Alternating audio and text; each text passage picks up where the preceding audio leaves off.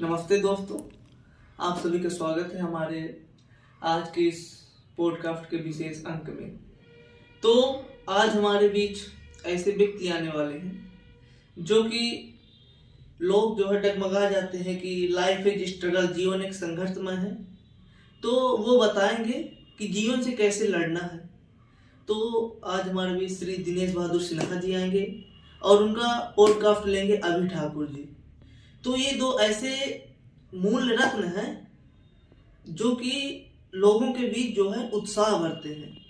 तो धन्यवाद, मैं यही बताने के लिए आया था। तो आगे वो मिल रहे हैं, तब तक के लिए नमस्कार।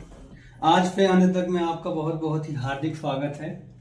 हम भी आपका स्वागत और अभिनंदन करते हैं। जी जी, बहुत बहुत धन्यवाद आपका हमारे शो में आने के लिए।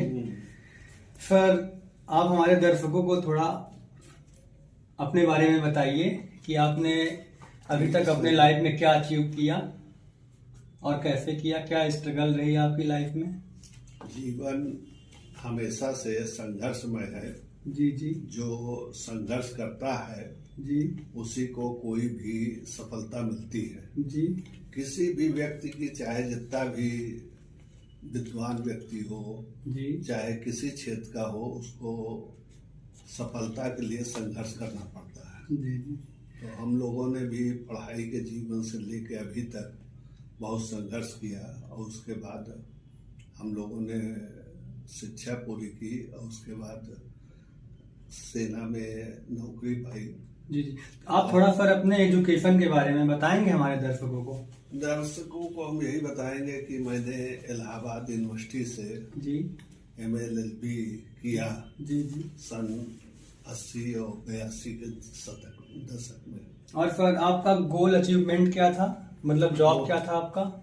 गोल अचीवमेंट पहले तो हम सोच रहे थे कि, और 2 बार क्वालिफाई भी किए PCSJ में जी। लेकिन इंटरव्यू में दोनों बार हमें असफलताओं का सामना करना पड़ा। इसके कारण से फिर हमने एक कंपनी ऑस्ट्रेलिया की थी जी। TSL त्रिवेणी स्ट्रक्चर लिमिटेड, जी जो सड़वा में थी, जी उसमें हमने शुरू किया काम करना।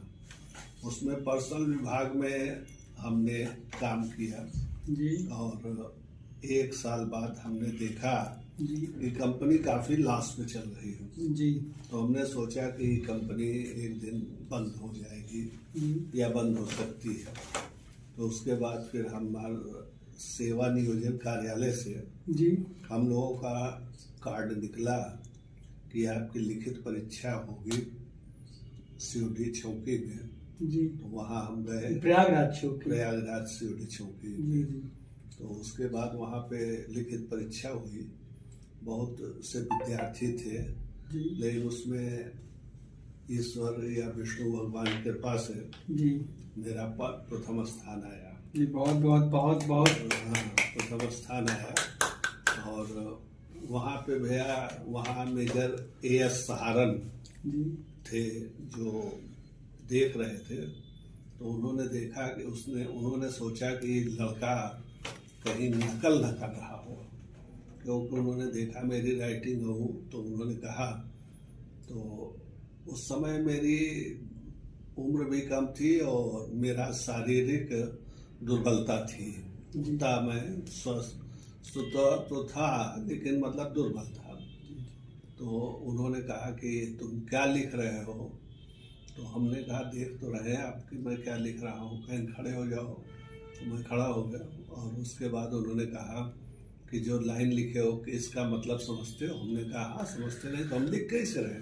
तो कहें क्या लिख रहे हो? हम कहा हमने लिखा है a tinkle of eye reach the station. तो कहें इसका मतलब? हम कहा पलक झपकते ही मैं स्टेशन पर बिना साधन के पहुंच गया। तो उन्होंने कहा कि रो से बाहर निकलो, और उन्होंने मुझे मेरा हाथ पकड़ा, कहा आज की दुनिया में बहुत सोर्स चलता है और तुम्हारा सिलेक्शन होगा नहीं, रुको तुम्हारे। तो उनके पास एक प्रिया स्कूटर होती थी, बजाज सुपर बजाज की।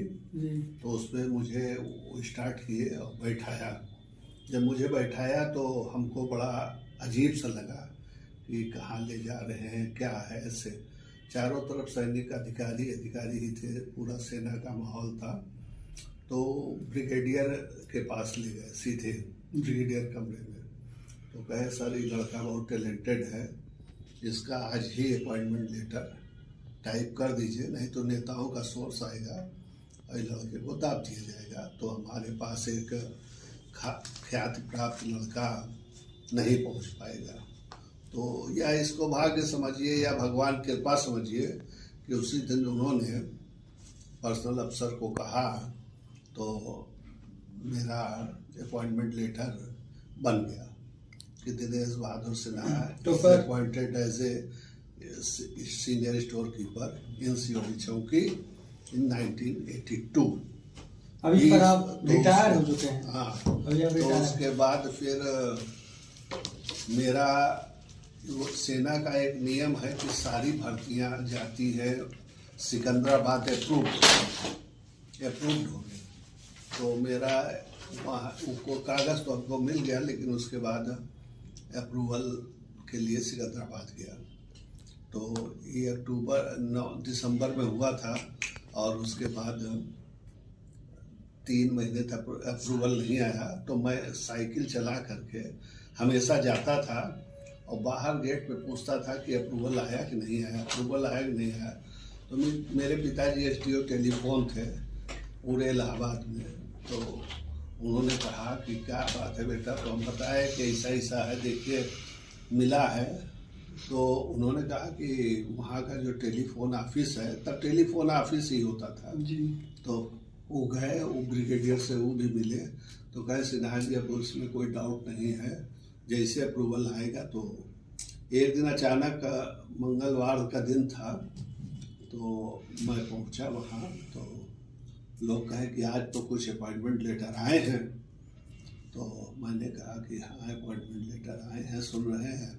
तो हमको अंदर जाने दिया जाए, पास बना दीजिए, हम देखते हैं कि हमारा आया है कि नहीं आया है। तो वहाँ जो और लोग थे हंस रहे थे, कह रहे थे कि अरे यार जिनका सोर्स था उनका नहीं आएगा कि तुम्हारा आएगा। लेकिन मैंने कहा कि अरे आप लोग गलत कह रहे हैं, मेरा अपॉइंटमेंट लेटर आ चुका है। कहीं कौन लाया, हम काबर जंगली लाए हैं। और जैसे ही अपॉइंटमेंट लेटर उससे डाक से आता था उस समय, तो डाक से जब खुला तो पहला नाम मेरा ही खुला, यानी मैं सबसे सीनियर हो गया और सब जो 9 लड़के थे वो जूनियर हो गए।